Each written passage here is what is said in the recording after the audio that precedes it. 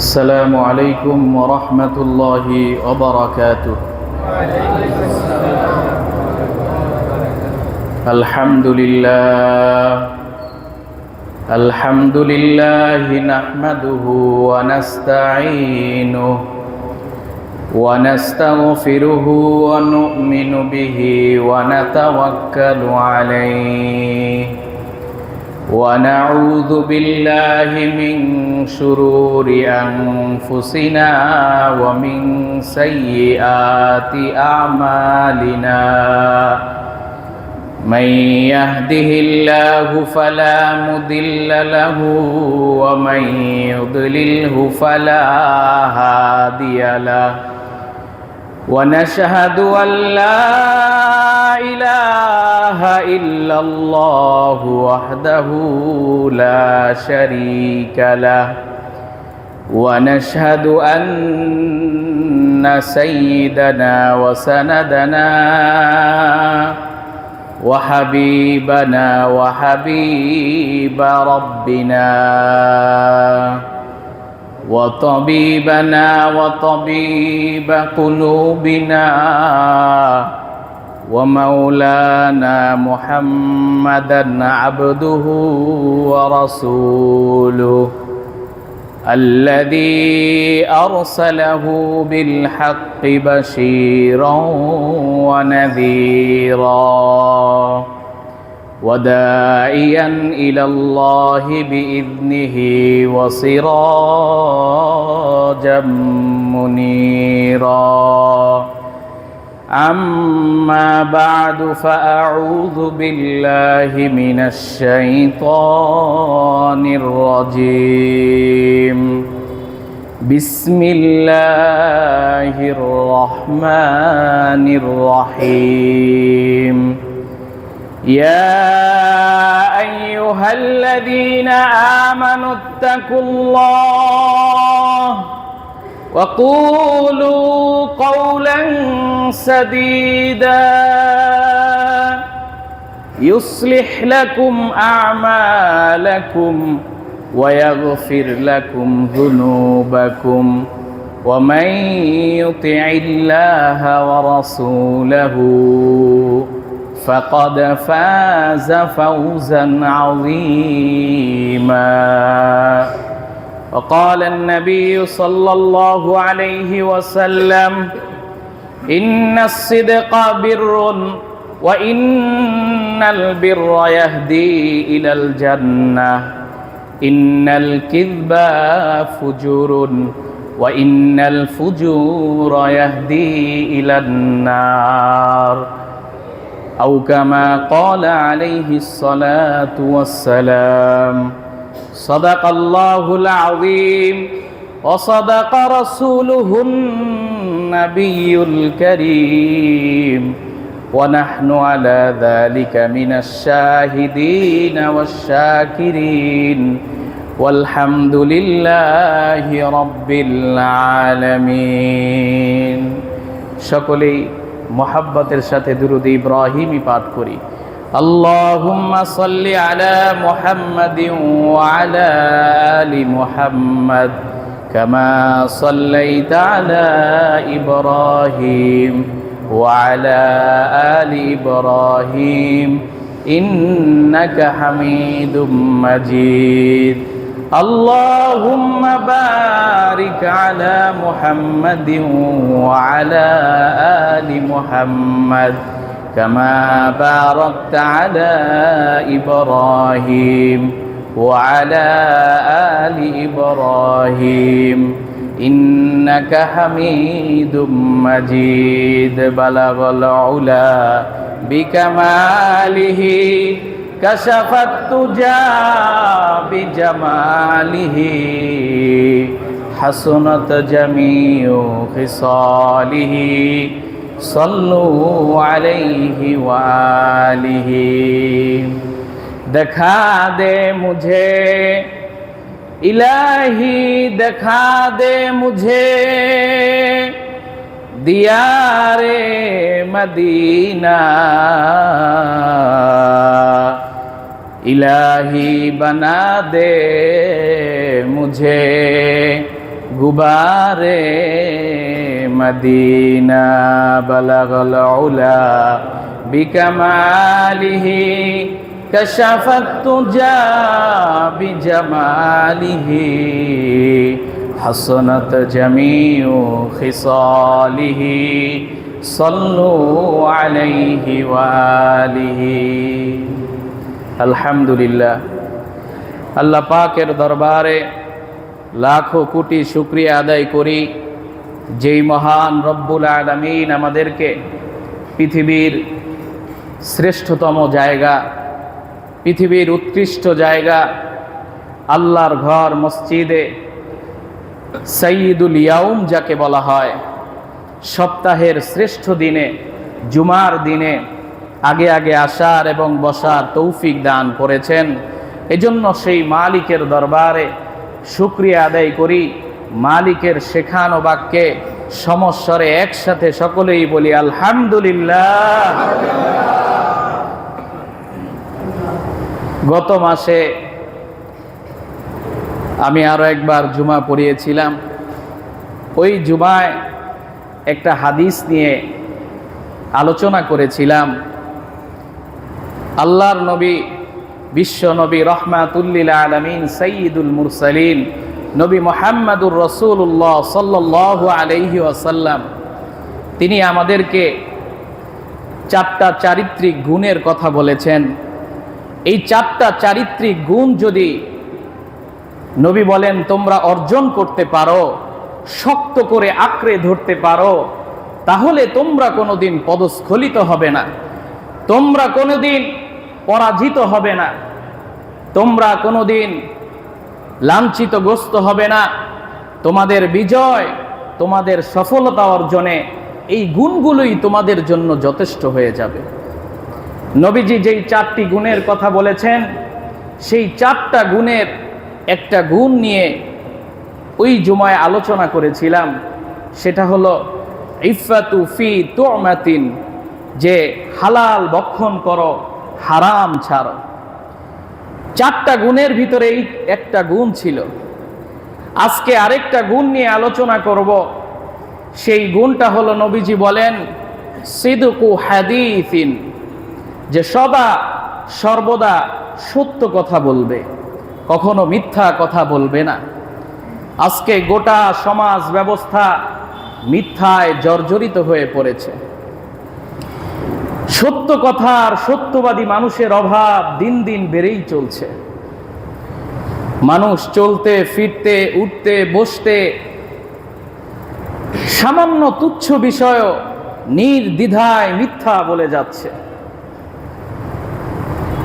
কখনো নিজের ব্যক্তিত্ব তুলে ধরার জন্য মিথ্যা কথা বলে, কখনো বরত্ব প্রকাশ করার জন্য, কখনো পাণ্ডিত্য জাহির করার জন্য, কখনো আমিত্ব প্রকাশ করার জন্য, কখনো অহেতুক হাসি তামাশা করে, কৌতুক করে, রসিকতা করে নির্দ্বিধায় মিথ্যা বলে যাচ্ছে।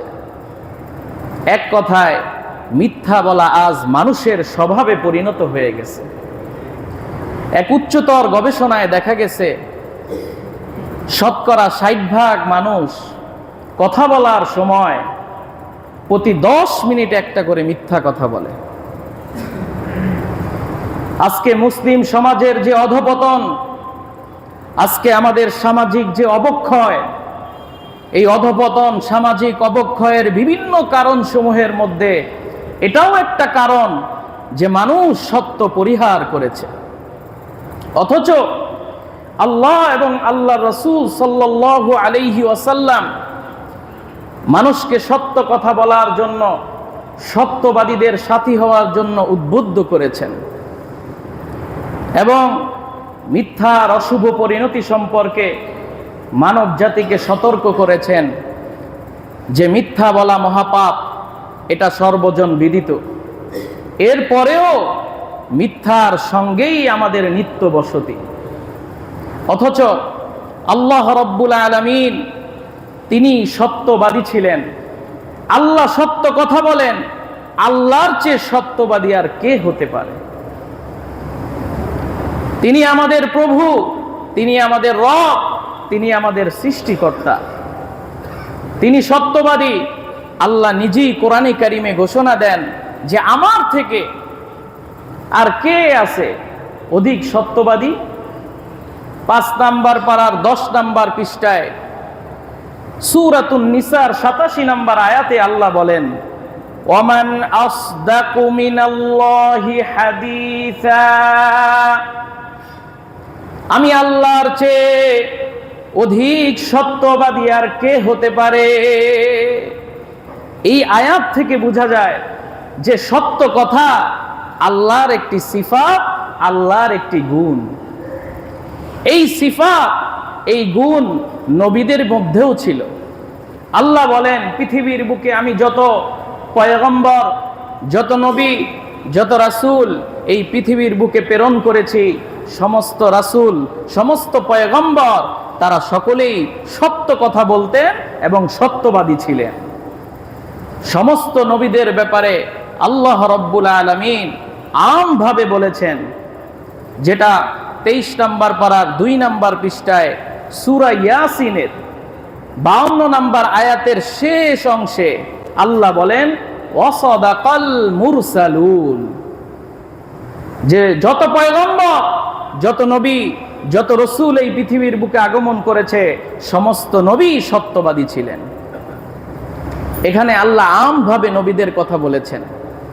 এরপরে আল্লাহ বিশেষভাবে খাস করে কোরআনের বিভিন্ন আয়াত নাজিল করে বিশেষ বিশেষ নবীদের ব্যাপারে বলেছেন আলাদা করে। যেমন হযরত ইব্রাহিম আলাইহিস সালাতু ওয়াস সালামের ব্যাপারেও বলেছেন যে ইব্রাহিম আলাইহিস সালাতু ওয়াস সালাম সত্যবাদী নবী ছিলেন, যেটা আল্লাহ রাব্বুল আলামিন 16 নাম্বার পারার 7 নাম্বার পৃষ্ঠায় সূরাতুল মারিয়ামের 41 থেকে 45 নাম্বার আয়াত পর্যন্ত এই কয়টা আয়াতের ভিতরে ইব্রাহিম আলাইহিস সালাতু ওয়াস সালামের কথাগুলো বর্ণনা করেছেন। আল্লাহ রাব্বুল আলামিন বলেন, ওয়াযকুর ফিল কিতাবি ইব্রাহিম ইন্নাহু কানা সিদ্দীকান নাবিয়্যা। আল্লাহ বলেন, হে আমার নবী, আপনি ইব্রাহিমের কথা স্মরণ করুন। ইন্নাহু কানা সিদ্দীকান নাবিয়্যা, সে ছিল সত্যবাদী নবী। এমন সত্য কথা সে বলতো, তার সত্য কথা বলার কারণে সে তার নিজের বাপকেও ছাড় দিত না। এমন সত্য কথা বলতো, নিজের বাপকেও ছাড় দিত না সত্যবাদীর ক্ষেত্রে। একবার তার বাবাকে সে বলতেছে, ইয়া আবাতি লিমা তা'বুদু মা লা ইয়াসমাউ ওয়া লা ইউবসিরু ওয়া লা ইউগনি আনকা শাইআ। ইয়া আবাতি, হে আমার পিতা, হে আমার বাবা, লিমা তা'বুদু মা, আপনি এমন জিনিসের ইবাদত কেন করেন? লা ইয়াসমাউ ওয়া লা ইউবসিরু, যে শোনেও না, দেখেও না, ওয়া লা ইউগনি আনকা শাইআ, আপনার কোনো কাজেও আসে না, এমন জিনিসের ইবাদত আপনি কেন করেন? কেন আপনি এমন জিনিসের ইবাদত করেন যে শোনেও না, যে দেখেও না, যে আপনার কোনো উপকারও করতে পারে না, ক্ষতিও করতে পারে না, এমন জিনিসের ইবাদত আপনি কেন করেন? ইয়া আবাতি লা তা'বুদিশ শাইতান, হে আমার পিতা, আপনি শয়তানের ইবাদত করবেন না, শয়তানের পদাঙ্ক অনুসরণ করবেন না। এগুলো হলো শয়তানের দোসর। আপনি এক আল্লাহর ইবাদত করুন। আমি আপনাকে দাওয়াত দিচ্ছি, আপনি এক আল্লাহর ইবাদত করুন।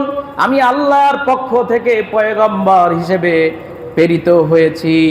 ইয়া আবাতি ইন্নী কদ জাআনি মিনাল ইলমি, হে আমার পিতা, আমাকে আল্লাহ এমন একটা ইলম দিয়ে এই দুনিয়ার বুকে প্রেরণ করেছেন, নবীওয়ালা ইলম দিয়ে আমাকে প্রেরণ করেছেন। আমি হলাম এই উম্মতের নবী। তাই আমি আপনাকে দাওয়াত দিচ্ছি সত্য পথের। আপনি এক আল্লাহর ইবাদত করুন। আল্লাহ রব্বুল আলামিন বলেন, ইব্রাহিমের এই দাওয়াত আমার কাছে এত পছন্দ হয়েছে, এত পছন্দ হয়েছে আমার কাছে, তাই আমি আল্লাহ রব্বুল আলামিন কোরআনে কারিমে ইব্রাহিমকে সিদ্দিক বলে ঘোষণা দিয়েছি। এইভাবে আল্লাহ রব্বুল আলামিন বিশেষ বিশেষ নবীদের কথা কোরআনে কারিমে বলেছেন। যেমন আল্লাহ আমাদের নবী, শেষ নবী সাইয়্যিদুল মুরসালিন নবী মুহাম্মদুর রাসূলুল্লাহ সাল্লাল্লাহু আলাইহি ওয়াসাল্লামের কথাও বলেছেন। 24 নম্বর পারার 1 নম্বর পৃষ্ঠায় সূরাতুজ জুমারের 33 নম্বর আয়াতে আল্লাহ রব্বুল আলামিন বলেন, ওয়াল্লাযী জাআ বিস-সিদকি ওয়া সাদ্দাকা বিহি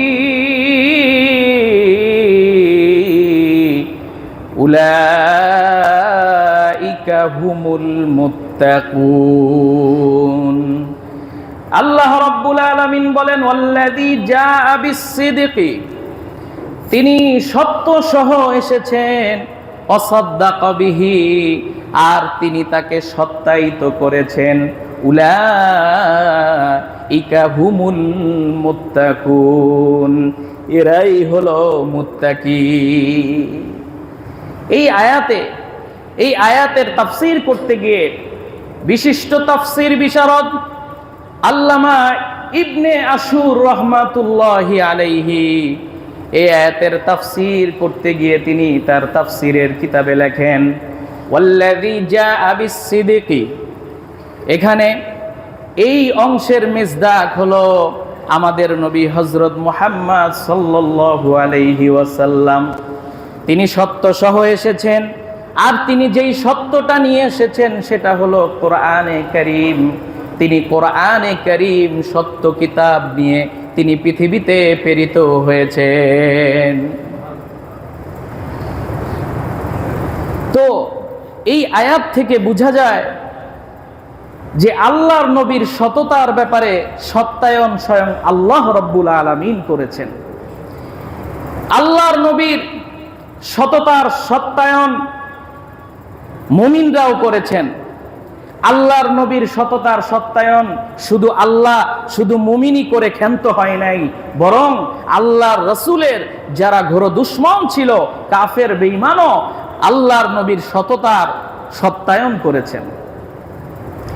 যখন আল্লাহ রাসূল সাল্লাল্লাহু আলাইহি ওয়াসাল্লাম নবুয়ত প্রাপ্তি হলেন, নবুয়ত প্রাপ্তির কিছু সময় প্রায় 3 বছর পর্যন্ত নবীজি গোপনে গোপনে লোকদেরকে দাওয়াত দিয়েছেন।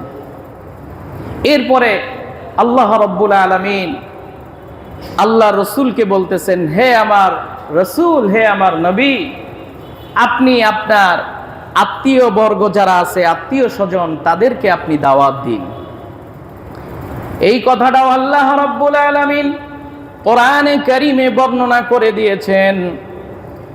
19 নম্বর পারার 14 নম্বর পৃষ্ঠায় সূরাতুশ শুআরার 214 নম্বর আয়াতে আল্লাহ রাব্বুল আলামিন বলেন, ওয়া আনদির আশীরাতাকাল আকরাবিন।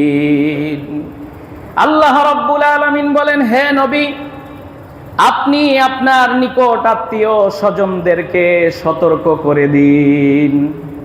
এই আদেশ যখন আল্লাহর নবীর উপরে এসে গেছে, মুফাসসিরিনে কেরাম লেখেন, আল্লাহর নবী, বিশ্ব নবী, এই আদেশ বাস্তবায়ন করার জন্য তিনি সাফা নামক পাহাড়ের উপরে উঠে গেলেন। সাফা নামক পাহাড়ের উপরে উঠে তিনি তার গোত্রের লোকদেরকে ডাক দিচ্ছেন। তৎকালীন সময়ে একটা নিয়ম ছিল, কোনো ব্যক্তি যদি কোনো গুরুত্বপূর্ণ বিষয় অন্য লোকদেরকে অবহিত করতে চাইতো, সতর্ক করতে চাইতো, তাহলে সে এই পাহাড়ের উপরে উঠে যেত। এই পাহাড় থেকে যখন ডাক দিত সবাইকে, তখন সবাই মনে করত যে আমাদেরকে গুরুত্বপূর্ণ কথা বলা হবে, এই কারণে আমাদেরকে ডাকতেছে। সবাই পাহাড়ের উপরে উঠে একত্রিত হয়ে যেত। তো আল্লাহর নবী, বিশ্ব নবীও পাহাড়ের উপরে উঠে গিয়ে তার গোত্রের লোকদেরকে ডাক দিলেন। সকলেই উপস্থিত হয়ে গেল। সকলে উপস্থিত হয়ে একত্রিত যখন হয়ে গেল, তখন আল্লাহর নবী একটা ঘোষণা দিলেন, আরাআইতুম লাউ আখবারতুকুম খাইলাম বিল ওয়াদি ইউরিদুনা আন ইউইরা আলাইকুম আকুনতুম মুসাদ্দিকিয়া। আল্লাহর নবী, বিশ্ব নবী বলেন, এ আমার সম্প্রদায়, আত্মীয় স্বজন, তোমরা শুনে রাখো, আমি যদি তোমাদেরকে এই খবরটা দেই যে এই পাহাড়ের পাদদেশে একদল সৈন্যলোক লুকায়িত আছে, একদল সৈন্যলোক লুকায়িত আছে, হতে পারে তোমাদের উপর আক্রমণ করতে পারে, এই বিপদের খবরটা যদি তোমাদেরকে দেই, তাহলে তোমরা কি আমার এই কথাটাকে সত্য মনে করবে কিনা? তখন সকলেই এক বাক্যে বলে উঠল, ক্বালু নাআম মা জাররাবনা আলাইকা ইল্লা সিদকা। হে মুহাম্মদ ইবনে আব্দুল্লাহ, ছোট্টবেলা থেকে আমরা তোমাকে দেখি, ছোট্টবেলা থেকে আজকে 40 বছর পর্যন্ত আমরা তোমাকে দেখতেছি, তুমি আমাদের সামনে বড় হয়েছো, তুমি আমাদের সাথে মেলামেশা করো, আমরা তোমাকে এই পর্যন্ত একটা মিথ্যা কথা বলতে দেখি নাই, একটা মিথ্যা কথা তোমাকে বলতে দেখি নাই, তুমি সব সময় সত্য কথা বলেছো, তাই আমরা তোমার উপাধি দিয়েছি as-সাদিক। as-সাদিক করে তোমাকে উপাধি দিয়েছি। নবীজির যেমন উপাধি ছিল আল আমিন, নবীজির আরেকটা উপাধিও ছিল as-সাদিক। সাদিক মানে হলো সত্যবাদী। এই কাফেররা নবীজিকে উপাধি দিয়েছে as-সাদিক। তখন কাফেররা বলতেছে যে আমরা, তুমি যে কথাটা বলতেছো আমরা সবাই এক বাক্যে মেনে নিয়েছি, তোমার কথা সত্য। তাহলে কাফের বেঈমানরাও নবীজির কথাকে, নবীজির সত্যতাকে সত্যায়ন করেছে। এই কারণেই নবীজি তার উম্মতদেরকে বলতেছেন, হে আমার উম্মতেরা, তোমরা সদা সত্য কথা বলবে। সত্য কথার গুরুত্ব অনেক, যেটা নবীজি সাল্লাল্লাহু আলাইহি ওয়াসাল্লাম বলেছেন তিরমিজি শরীফের 1977 নম্বর আয়াত, 1977 নম্বর হাদিস। এই হাদিসে নবীজি বলেন, আলাইকুম বিস-সিদকি ফাইন্নাস-সিদকা ইয়াহদি ইলাল বিররি। হে আমার উম্মতেরা, তোমরা সব সময় সত্য কথা বলবে, কেননা ফাইন্নাস-সিদকা ইয়াহদি ইলাল বিররি, কেননা সত্য কথা তোমাদেরকে পুণ্যের পথ দেখাবে। ওয়া ইন্নাল বিররা ইয়াহদি ইলাল জান্নাহ, আর পুণ্যের কাজ তোমাদেরকে জান্নাত পর্যন্ত পৌঁছে দিবে। নবীজি এই কথাটা বলতেছেন, তোমাদের মধ্যে যদি কেউ লাগাতার সত্য কথা বলতে থাকে, ধারাবাহিকভাবে সত্য কথা বলতেই থাকে, মিথ্যা কথা বলে না, তাহলে আল্লাহ রব্বুল আলামিন সত্যবাদীদের খাতায় তার নামটা লিপিবদ্ধ করে দেন। আল্লাহ তাকে সিদ্দিক উপাধিতে ভূষিত করেন। কাল হাসরের ময়দানে আল্লাহ তাকে সিদ্দিক বলে ডাক দিবেন। কাল হাসরের ময়দানে যদি আল্লাহ কাউকে সিদ্দিক বলে ডাক দেয়, তাহলে ওই ব্যক্তির জান্নাত ছাড়া আর কোনো উপায় নাই। সুবহানাল্লাহ। এই পৃথিবীর বুকে একজন ব্যক্তি ছিলেন সিদ্দিক উপাধিতে ভূষিত, তিনি হলেন হযরত আবু বকর সিদ্দিক রাদিয়াল্লাহু তাআলা আনহু। তিনি সিদ্দিক কিভাবে হয়েছেন, সিদ্দিক উপাধিতে ভূষিত কিভাবে হলেন? মেরাজের রজনী আল্লাহর নবী, বিশ্ব নবীকে যখন আল্লাহ রাব্বুল আলামিন ডাক দিলেন, নবী আমার সাথে আপনি দেখা করুন। ফেরেশতার মাধ্যমে আল্লাহর নবীকে মসজিদে হারাম থেকে নিয়ে মসজিদে আকসা পর্যন্ত ভ্রমণ করিয়েছে। এটাও আল্লাহ রাব্বুল আলামিন কোরআনে কারিমে বলে দিয়েছেন। 15 নম্বর পারার 1 নম্বর পৃষ্ঠায় সূরাতুল বনি ইসরাঈলের 1 নম্বর আয়াতে আল্লাহ বলেন এই কথাটা, সুবহানাল্লাযী আসরা বিআবদিহি লাইলাম মিনাল মাসজিদিল হারাম ইলাল মাসজিদিল আকসাল্লাযী বারাকনা হাওলাহু লিনুরিয়াহু মিন আয়াতিনা ইন্নাহু হুয়াস সামিউল বাসীর। আল্লাহ রাব্বুল আলামিন বলেন, আমি ওই পবিত্র সত্তা যিনি আমি আমার বান্দা মুহাম্মদ ইবনে আব্দুল্লাহকে আমি মসজিদে হারাম থেকে নিয়ে মসজিদে আকসা পর্যন্ত এক রাত্রের ভিতরেই ভ্রমণ করিয়েছি। হাওলাহু বারাকনা, তার আশপাশটাকে আমি বরকত দিয়ে ভরপুর করে দিয়েছি। জানো নাকি কেন? লিনুরিয়াহু মিন আয়াতিনা, কারণ হলো আমি তাকে আমার নিদর্শন সমূহ দেখাতে চেয়েছি।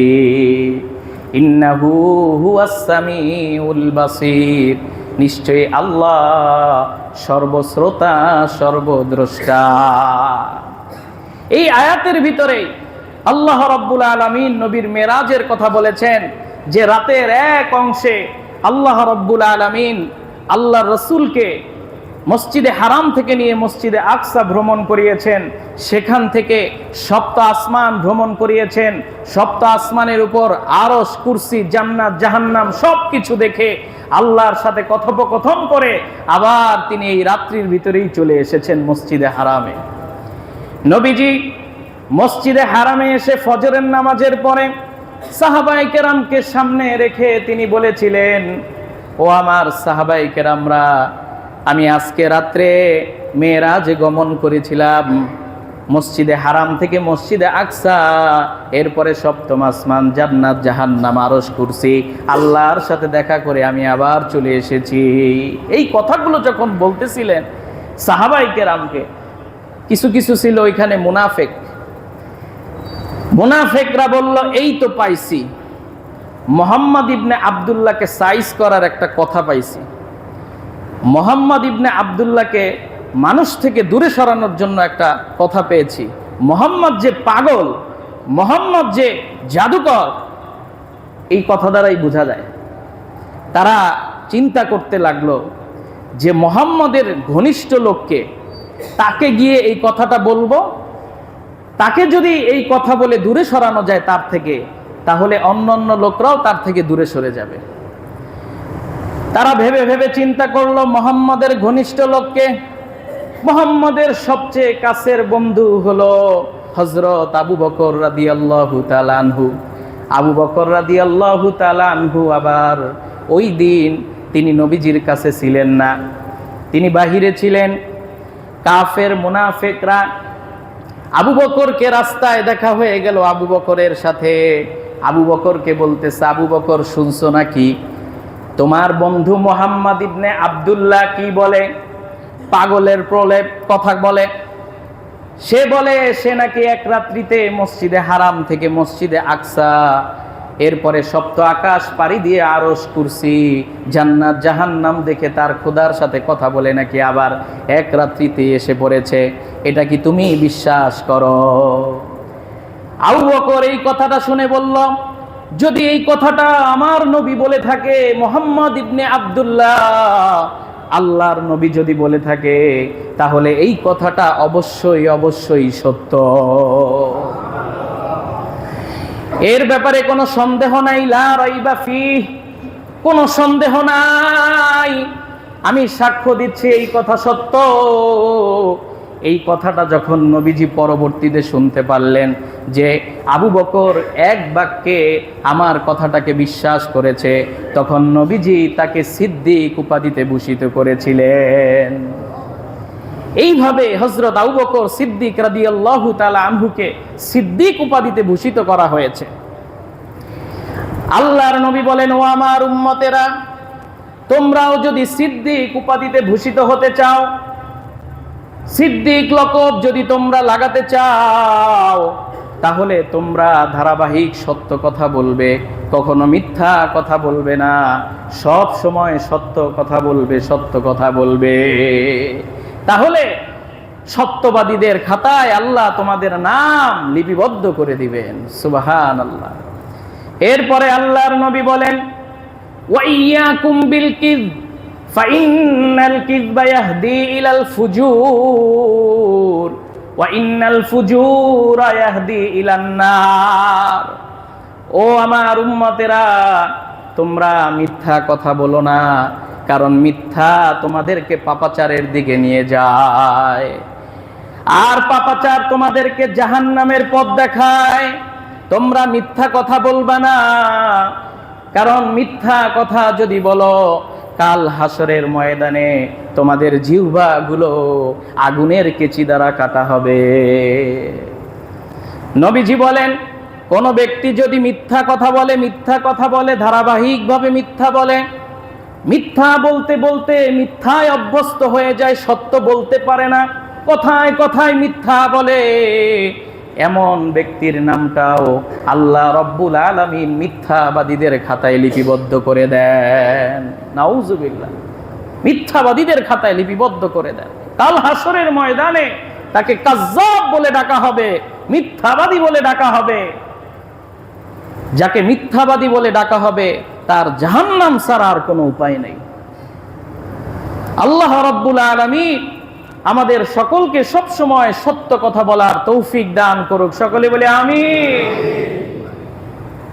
এই তো আল্লাহর কথা বললাম, আল্লাহর নবীদের কথা বললাম, এরপরে আল্লাহ রাব্বুল আলামিন সমস্ত বান্দাদেরকে উদ্দেশ্য করে বলতেছেন, সমস্ত মুমিনদেরকে উদ্দেশ্য করে আমাদেরকে বলেন যে, হে আমার বান্দা বান্দিরা, তোমরা শুনে রাখো, তোমরা সব সময় আমাকে ভয় করবে, আমাকে ভয় করে তোমরা সব সময় সত্য কথা বলবে। যদি তোমরা সত্য কথা বলতে পারো, তোমাদের জন্য 2টা পুরস্কার আমি রেখেছি। 2টা পুরস্কার। এটাও আল্লাহ রাব্বুল আলামিন কোরআনে কারিমে বলতেছেন, 22 নম্বর পারার 6 নম্বর পৃষ্ঠায় সূরাতুল আহজাবের 70 ও 71 নম্বর আয়াতে আল্লাহ রাব্বুল আলামিন বলেন, ইয়া আইয়ুহাল্লাযীনা আমানুত্তাকুল্লাহ ওয়া কুলু কওলান সাদীদা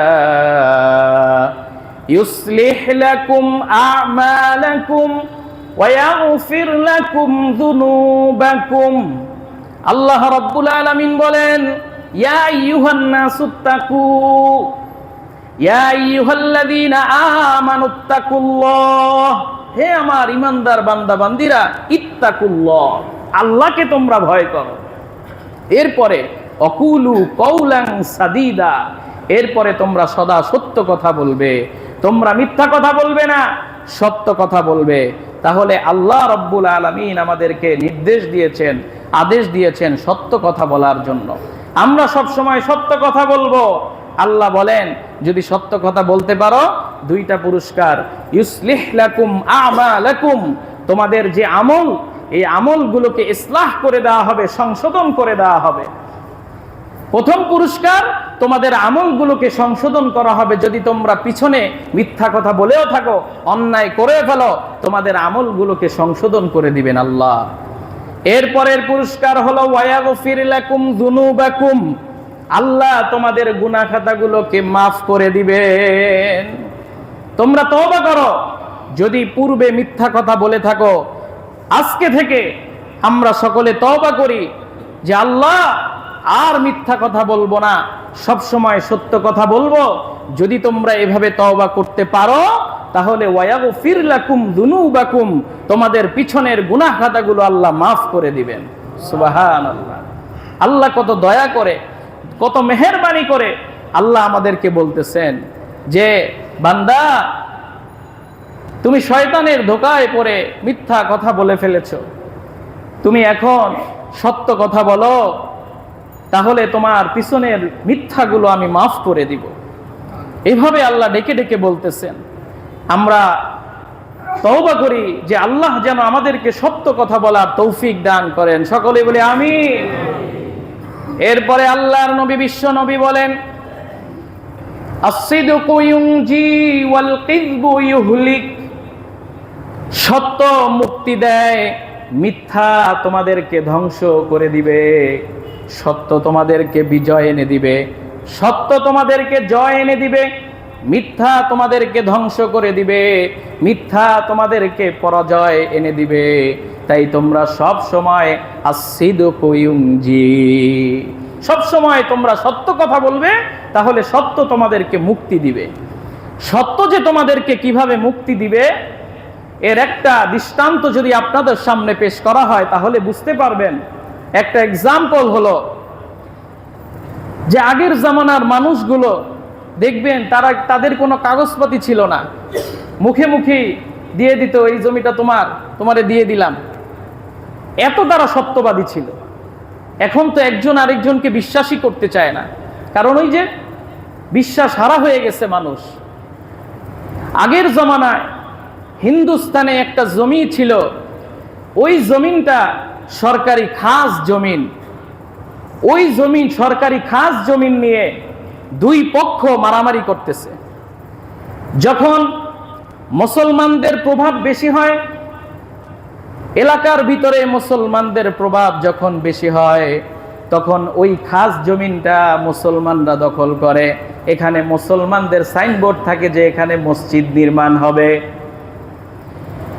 এরপরে যখন এলাকায় হিন্দুদের প্রভাব বেশি হয়, তখন হিন্দুরা মুসলমানদের সেই সাইনবোর্ড ভেঙে দিয়ে তারা সাইনবোর্ড লাগায় এখানে মন্দির হবে। দুই পক্ষ যখন মারামারি করে, ঝগড়া বিবাদ করে, একবার তাদের ভিতরে পরামর্শ হলো, আসো আমরা দুই গ্রুপই আদালতে চলে যাই, আদালত থেকে আমাদেরকে যেই রায় দিবে আমরা সেই রায়ের উপর অটল থাকব। দুই গ্রুপ আদালতে চলে গেল। বিচারক দেখে নথিপত্রের কাগজপত্র, এই জমির সিদ্ধান্ত কাগজপত্র ছাড়া আমি কিভাবে তোমাদেরকে সিদ্ধান্ত দিব, কাগজপত্র তো নাই জমির। এখন বিচারক একটা পরামর্শ দিল যে এই এলাকার ভিতরে সবচেয়ে বয়োজ্যেষ্ঠ কোনো মুরব্বী আছে নাকি দেখো, বৃদ্ধ লোক আছে নাকি না। যে সবচেয়ে বৃদ্ধ লোক সে যেই সাক্ষ্যটা দিবে আমরা তার সাক্ষ্যই মেনে নিব। বলছে আচ্ছা ঠিক আছে। এখন মুসলমানও চলে আসছে, হিন্দুরাও চলে আসছে। এলাকায় এসে সবাই খোঁজাখুঁজি শুরু করে দিল। খুঁজতে খুঁজতে তারা একজন লোককে পেয়ে গেল যে এর চেয়ে বৃদ্ধ লোক আর এলাকার ভিতরে নাই, উনি সবচেয়ে মুরব্বী। উনি হলেন শেখ জাকারিয়া কান্দলবী রহমাতুল্লাহি আলাইহির পিতা শেখ ইয়াহিয়া কান্দলবী রহমাতুল্লাহি আলাইহি। ইয়াহিয়া কান্দলবী রহমাতুল্লাহি আলাইহি একজন খাঁটি মানুষ ছিলেন, মুসলমান ছিলেন। এই ইয়াহিয়া কান্দলবী রহমাতুল্লাহি আলাইহিকে যখন মুসলমানরা পেয়ে গেল, তখন হিন্দুরা মন খারাপ হয়ে গেল। আর আদালতে গিয়ে কি করব? মুসলমানদের পক্ষেই তো সাক্ষী, আমরা তো আর পাবো না। হিন্দুদের মধ্যে কেউ কেউ বলতেছে, আরে যাও আদালতে যাও না, ইয়াহিয়া কান্দলবী তো একজন খাঁটি মানুষ, যেটা সত্য ওটাই বলবে। হিন্দুরাও চলে গেল, মুসলমানরাও চলে গেল আদালতে। আদালতের কাঠগড়ায় ইয়াহিয়া কান্দলবীকে দাঁড় করিয়ে দেওয়া হয়েছে। এখন আদালত থেকে প্রশ্ন করা হচ্ছে ইয়াহিয়া কান্দলবীকে, আপনি তো এলাকার বয়োজ্যেষ্ঠ মুরব্বী মানুষ, ও ইয়াহিয়া কান্দলবী আপনার সাক্ষীতে আজকে এই জায়গায় মসজিদ হবে, অন্যথায় এই জায়গায় মন্দির হবে। আপনি বলেন এই সরকারি খাস জমিনটা যখন খাস হিসেবে বিবেচিত হয়েছিল, তখন এই জমিনে সর্বপ্রথম কারা দখল করেছিল? এই জমিনটা যখন খাস হিসেবে বিবেচিত হয়, কারা প্রথমে দখল করেছিল? ইয়াহিয়া কান্দলবী রহমাতুল্লাহি আলাইহি বলেন, বিশ্বনবী সাইয়্যিদুল মুরসালিন নবী মুহাম্মাদুর রাসূলুল্লাহ সাল্লাল্লাহু আলাইহি ওয়াসাল্লামের উম্মত আমি, সাদেক নবীর উম্মত আমি। আমি এই নবীর কসম কেড়ে বলতেছি, এই জমিনটা যখন খাস হিসেবে বিবেচিত হয় তখন হিন্দুরা সর্বপ্রথম দখল করে। তখন আদালত থেকে রায় দিয়ে দিল যে এখানে আজীবন মন্দির হবে, এখানে মসজিদ হবে না, আজীবন মন্দির হবে।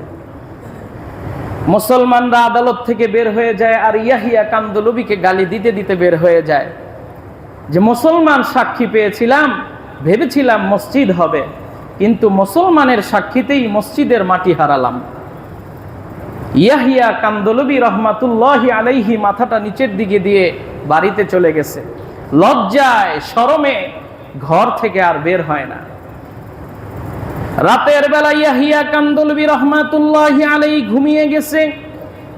ভোর রাত্রিতে তাহাজ্জুদের নামাজের জন্য ইয়াহিয়া কান্দলবি রহমাতুল্লাহি আলাইহি যখন উঠলেন, তিনি উঠে দেখেন তার বাড়ির পাশে কারা যেন পায়চারি করতেছে। তিনি মনে করছেন মুসলমানরা মুসলমানদের বিরুদ্ধে সাক্ষী দিছি, এই কারণে মনে হয় মুসলমানরা আমার ঘর বাড়ি ভাঙতে এসেছে।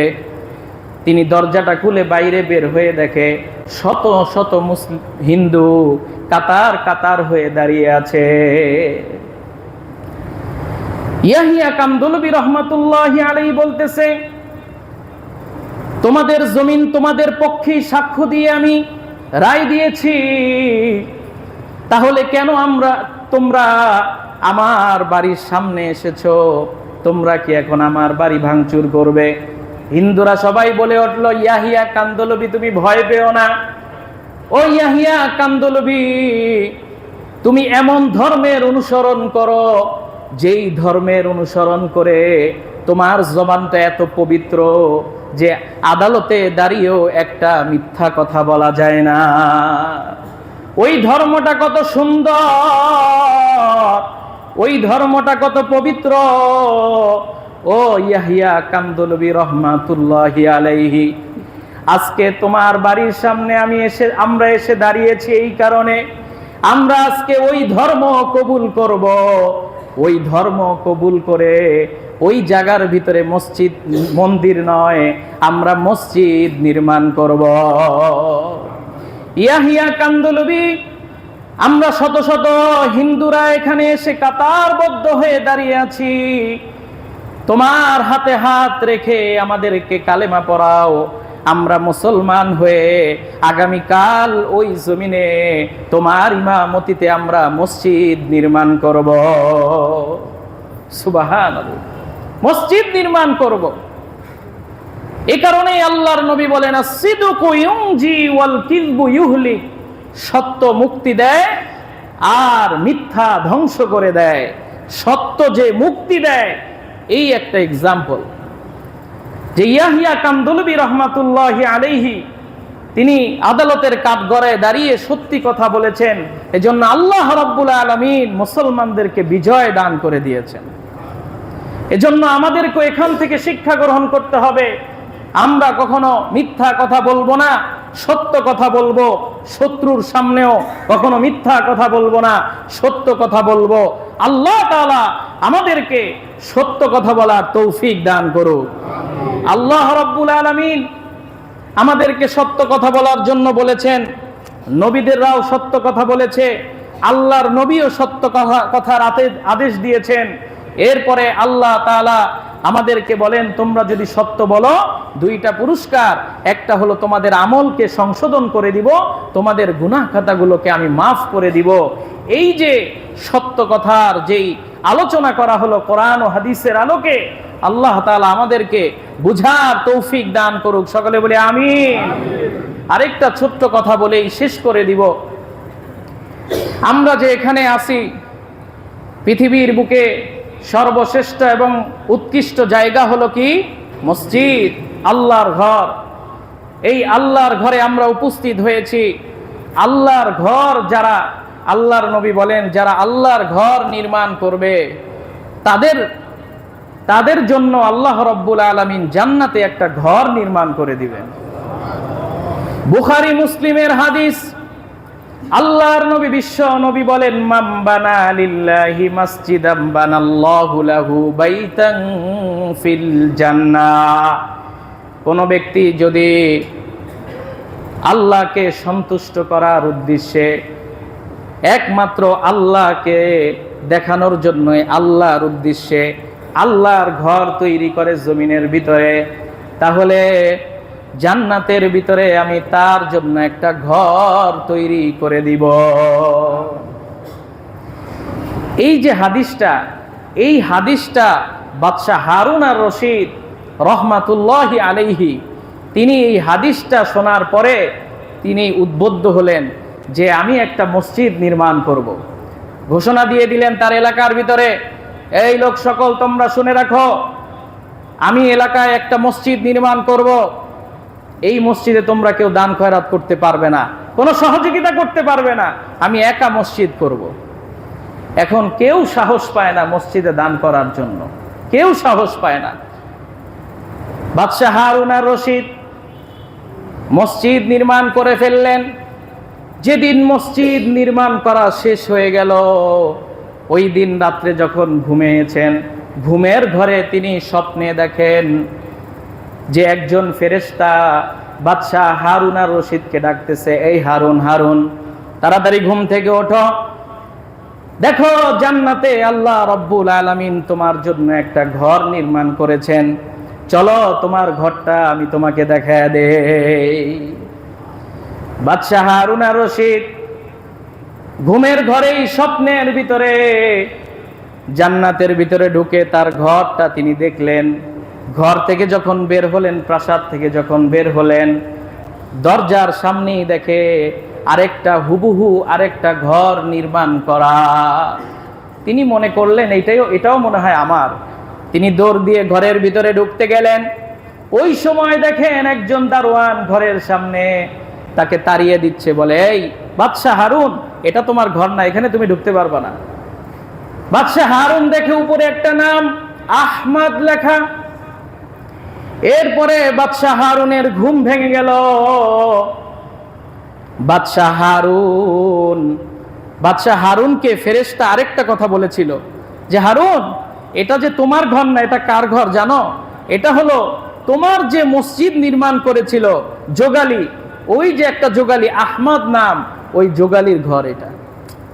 বাদশাহ হারুন তো মাথা গরম, মসজিদ নির্মাণ করলাম আমি, আর যোগালী কাম বানায় ফেলছে।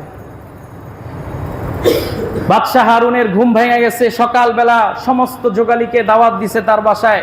দাওয়াত দিয়ে বলতেছে, এই এখানে আহমদ নামে কেউ আছো? তো বলছে যে বাদশাহ আমি। তো বলছে যে আমি একটা মসজিদ নির্মাণ করেছি, বলেছি কাউকে দান না করতে, কিন্তু আমি মসজিদ নির্মাণ করার কারণে জান্নাতে আল্লাহ আমাকে একটা ঘর দিয়েছেন, তোমাকেও একটা ঘর দিয়েছে আমি দেখলাম জান্নাতে, কেন তুমি কি মসজিদ নির্মাণ করেছো? বলে, বাদশাহ নামদার, আমি মসজিদ নির্মাণ করি নাই, এরকম সামর্থ্য আমার নাই, কিন্তু আমি যখন আমার পৈতৃক সম্পত্তি, বাবার সম্পত্তির যেই জায়গাটা ছিল, ওই জায়গাটা কূপ খনন করার জন্য এটা খনন করতেছিলাম, মাটি খুঁড়তেছিলাম, মাটি খনন করে মাটির নিচে দেখি কতগুলো সাদা পাথর পাওয়া গেছে। আপনি যে মসজিদ নির্মাণ করার জন্য সাদা পাথর ক্রয় করে এনেছিলেন, ওই পাথরগুলো আমি আমার পৈতৃক সম্পত্তিতে পেয়েছি। এই কয়েকটা পাথর আমি দিনের আলোতে আপনার পাথরের উপরে রাখবো, এই সাহস আমার হয় নাই, তাই আমি রাতের অন্ধকারে এই পাথরগুলো আপনার পাথরের উপর ঢেলে দিয়েছি। এরপরে দুইটা হাত তুলে আল্লাহর দরবারে কান্নাকাটি করে বলেছি, আল্লাহ, মসজিদ নির্মাণ করার সামর্থ্য আমার নাই। বাদশাহ হারুন মসজিদ নির্মাণ করে কাল হাসরের ময়দানে তুমি তাকে জান্নাতে একটা ঘর দিয়া দিবা। আল্লাহ, আমারও তো আশা আছে আমি একটা ঘর পাবো, তাই আল্লাহ এই পাথরগুলো আমি এই বাদশাহ হারুনের পাথরের উপর রেখে দোয়া করতেছি, আল্লাহ তুমি আমাকেও কাল হাসরের ময়দানে মসজিদ নির্মাণকারীদের কাতারে দাঁড় করাইয়া দিও। বাদশাহ হারুন বলে, আয় আমার বুকে আয়, ও যোগালী, তোর জন্য আল্লাহ রব্বুল আলামিন জান্নাতের ভিতরে একটা ঘর নির্মাণ করে দিয়েছে।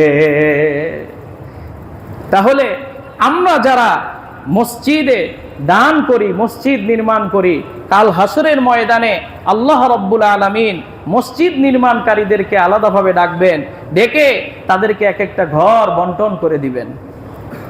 আমরা সবাই তো মসজিদ নির্মাণ করার সামর্থ্য আমাদের নাই। এজন্য এই যে ফলপট্টি মসজিদ, এই মসজিদের নির্মাণ কাজ চলতেছে।